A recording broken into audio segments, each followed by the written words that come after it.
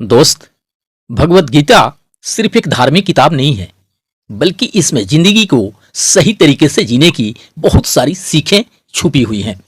जब भी जीवन में कोई परेशानी आती है या हम किसी उलझन या दुविधा में पड़ जाते हैं, तो गीता के उपदेश हमें सही राह दिखाते हैं। उसमें अर्जुन को जो भगवान कृष्ण ने ज्ञान दिया था, वो आज भी हमारी रोजमर्रा की जिंदगी में बहुत काम आता है। क्या आप यह जानना चाहते हैं कि कैसे हम किसी मुश्किलों का सामना धैर्य से कर सकते हैं, या फिर कैसे खुद पे भरोसा रखकर किसी भी चुनौती को पार कर सकते हैं? दोस्त, आज कृष्ण जन्माष्टमी के शुभ अवसर पर हम गीता के कुछ ऐसे खास उपदेशों की बात करेंगे जो निश्चित रूप से आपके जीवन को बदल सकते हैं। यह बिल्कुल सही बात है कि जब हम अचानक से किसी समस्याओं से, चुनौतियों से घिर जाते हैं, तो उस वक्त अत्यधिक निराशा और घबराहट के कारण हमें ऐसा कोई भी राह नहीं सूझता जिससे कि हम उन समस्याओं और चुनौतियों से बाहर निकल सकें। ऐसे मोमेंट में कभी कभी लगता है कि अब शायद कुछ भी अच्छा नहीं हो पाएगा जीवन में, शायद हम कभी भी बाहर नहीं निकल पाएंगे ऐसी समस्याओं, चुनौतियों और मुश्किलों से। दोस्त, आज हम गीता के कुछ ऐसे महत्वपूर्ण उपदेशों की बात करेंगे जो पूरी तरह से आपके जीवन को बदल सकता है, आपको एक नई और खूबसूरत जिंदगी जीने की राह दिखा सकता है। दोस्त, ये उपदेश हमारे जीवन को आसान और खुशनुमा तो बना ही देते हैं, ये उपदेश हमें जीवन की गहरी समझ और संतुलित दृष्टिकोण अपनाने के लिए भी प्रेरित करते हैं। बस एक ईश्वर पर विश्वास रखो। भगवत गीता के अनुसार भगवान पर विश्वास रखना जीवन के हर मोड़ पर आवश्यक है। भगवान कृष्ण ने अर्जुन से कहा था कि चाहे जो भी हो, तुम्हें यह मानना चाहिए कि सब कुछ मेरी ही मर्जी से हो रहा है। जीवन में जो कुछ भी घटित होता है वह किसी न किसी वजह से ही होता है।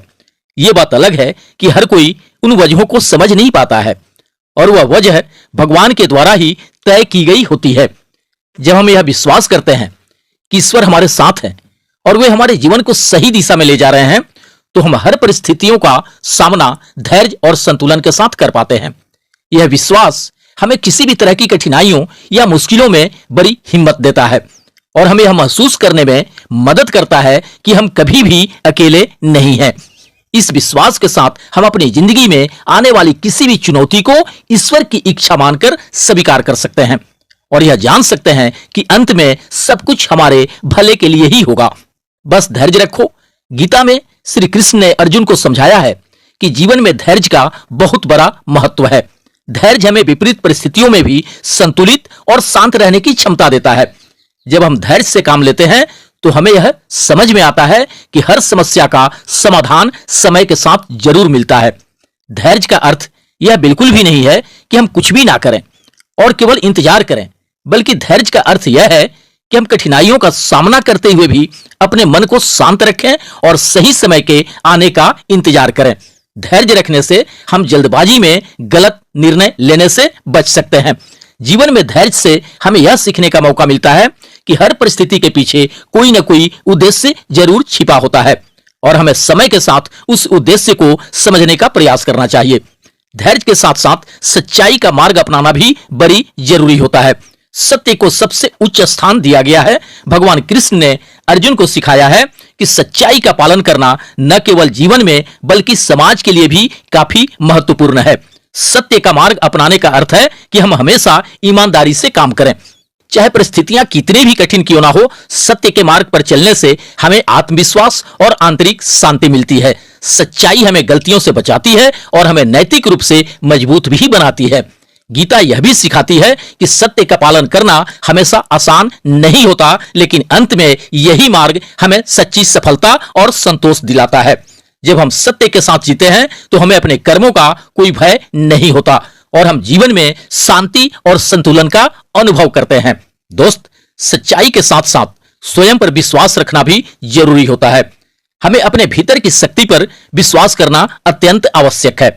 आत्मविश्वास के बिना हम जीवन में किसी भी चुनौती का सामना नहीं कर सकते। भगवान कृष्ण ने अर्जुन को याद दिलाया कि उसने जन्म से ही एक योद्धा के रूप में जन्म लिया है और उसे अपनी क्षमता पर भरोसा रखना चाहिए। आत्मविश्वास हमें अपनी क्षमताओं पर विश्वास करने की शक्ति देता है और हमें किसी भी लक्ष्य को पाने के लिए प्रेरित करता है। यह हमें हर स्थिति में धैर्य और दृढ़ संकल्प के साथ आगे बढ़ते रहने की प्रेरणा देता है। जब हम स्वयं पर विश्वास रखते हैं तो हम जीवन के किसी भी कठिनाइयों या मुश्किलों से नहीं घबराते, बल्कि उन्हें एक अवसर के रूप में देखते हैं। आत्मविश्वास से भरपूर व्यक्ति कभी हार नहीं मानता, चाहे स्थिति कितनी भी चुनौतीपूर्ण क्यों ना हो। दोस्त, इन सब चीजों के साथ साथ हमें लोभ और लालच से बचने का भी ज्ञान मिलता है। भगवत गीता में लोभ को सबसे बड़ा दोष बताया गया है। गीता में भगवान कृष्ण ने समझाया है कि लोभ इंसान को अंधा बना देता है और उससे सही गलत का ज्ञान नहीं रहता।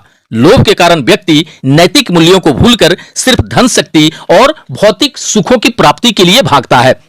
लोभ हमेशा दुख और असंतोष में होता है, इसलिए हमें लोभ से बचना चाहिए और अपने जीवन को सादगी और संतोष के साथ जीना चाहिए। जब हम लोभ से मुक्त होते हैं तो हम जीवन के छोटे छोटे सुखों का भी आनंद ले सकते हैं और वास्तविक खुशी का अनुभव कर सकते हैं। लोभ से दूर रहने का अर्थ है कि हम संतोषी जीवन जिएं और जो हमारे पास है उसे अपनाकर खुश रहें। दोस्त, गीता हमें आत्म संयम के बारे में भी सिखाती है। गीता में आत्म संयम को जीवन का आधार बताया गया है। आत्म संयम का मतलब है कि हम अपनी इच्छाओं, विचारों और इंद्रियों को नियंत्रित रखें। भगवान कृष्ण ने अर्जुन को सिखाया है कि एक सच्चा योगी वही है जो अपने मन और इंद्रियों पर काबू रखता है। आत्म संयम से व्यक्ति अपने जीवन में स्थिरता और संतुलन पा सकता है। आत्म संयम हमें यह सिखाता है कि हम अपनी इच्छाओं को नियंत्रित करके सही निर्णय लें और अपने जीवन को सही दिशा में आगे बढ़ाएं। जब हम आत्म संयम का पालन करते हैं तो हम गलतियों से बच सकते हैं और जीवन के हर पहलू में सफलता प्राप्त कर सकते हैं। दोस्त, भगवत गीता में श्री कृष्ण ने कहे हैं कि हमेशा दूसरों की सेवा करो। भगवान कृष्ण ने अर्जुन को समझाया है कि दूसरों की सेवा करना न केवल धर्म का पालन है, बल्कि यह आत्मा की शुद्धि का भी मार्ग है। जब हम बिना किसी स्वार्थ के दूसरों की मदद करते हैं तो इससे हमें आंतरिक शांति और संतोष मिलता है। एक विचित्र तरह की खुशी की अनुभूति होती है। सेवा करने से हमारा जीवन सार्थक बनता है और हमें ईश्वरीय कृपा प्राप्त होती है। गीता सिखाती है कि दूसरों की भलाई के लिए काम करना हमारे जीवन का एक महत्वपूर्ण हिस्सा होना चाहिए। सेवा का अर्थ केवल भौतिक सहायता ही नहीं होता, बल्कि मानसिक और आध्यात्मिक रूप से भी दूसरों का सहयोग करना है। जब हम दूसरों की सेवा करते हैं तो हम अपने जीवन को अधिक मूल्यवान और अर्थपूर्ण बनाते हैं। दोस्त, गीता में आलस्य से भी बचने को कहा गया है। गीता में आलस्य को व्यक्ति का सबसे बड़ा शत्रु माना गया है। भगवान कृष्ण ने अर्जुन को कर्मशील बनने का उपदेश दिया है और कहा है कि किसी भी कार्य को टालना या उसे करने में आलस्य दिखाना जीवन की सबसे बड़ी बाधा है। आलसी व्यक्ति कभी भी अपने जीवन में सफल नहीं हो सकता। आलस्य से बचने का अर्थ है कि हम हमेशा सक्रिय और कर्मठ रहें। गीता सिखाती है कि हमें अपने कर्तव्यों को पूरी निष्ठा और लगन के साथ निभाना चाहिए। आलस्य से दूर रहकर हम अपने लक्ष्यों को प्राप्त कर सकते हैं और जीवन में उन्नति भी कर सकते हैं। भगवान कृष्ण कहते हैं कि कर्म ही धर्म है और हमें अपने कर्तव्यों का पालन करना चाहिए, चाहे परिस्थिति कैसी भी हो। दोस्त, गीता में माफ करने के महत्व को भी बताया गया है। भगवान कृष्ण ने अर्जुन को समझाया है कि किसी की गलती को माफ कर देने से न केवल वह व्यक्ति बल्कि हम खुद भी आंतरिक शांति का अनुभव करते हैं। माफी देने से हमारा मन हल्का हो जाता है और हमारे मन में किसी के भी प्रति कोई दुर्भावना नहीं रह जाती। माफी से रिश्तों में मिठास आती है और समाज में प्रेम और सहानुभूति का विकास होता है।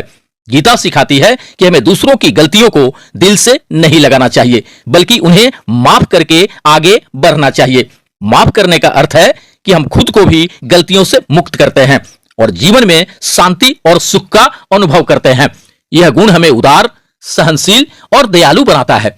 दोस्त, गीता हमें यह भी सिखाती है कि जीवन को एक खेल की तरह देखो। श्री कृष्ण ने अर्जुन को समझाया है कि जैसे खेल में जीत हार होती है, ठीक वैसे ही जीवन में भी उतार चढ़ाव आते हैं। हमें इन सभी परिस्थितियों को खेल की भावना के साथ स्वीकार करना चाहिए। जब हम जीवन को एक खेल की तरह देखते हैं तो हम हर एक चुनौती का सामना सहजता से कर सकते हैं और हर परिस्थिति का आनंद ले सकते हैं। जीवन में आने वाली हर एक परिस्थिति को एक अनुभव के रूप में देखिए और उससे सीखिए। जीवन के इस दृष्टिकोण से हम तनाव और चिंता से मुक्त हो सकते हैं और जीवन का हर एक पल हंसते खेलते जी सकते हैं। गीता सिखाती है कि जीवन में सुख और दुख दोनों ही समान रूप से महत्वपूर्ण हैं और हमें दोनों को समान दृष्टिकोण से स्वीकार करना चाहिए। ये उपदेश हमें जीवन के गहरे रहस्यों को समझने और जीवन को सही दृष्टिकोण से जीने की प्रेरणा देते हैं। राधे राधे, जय Shri Krishna. On Passive, the future of internet.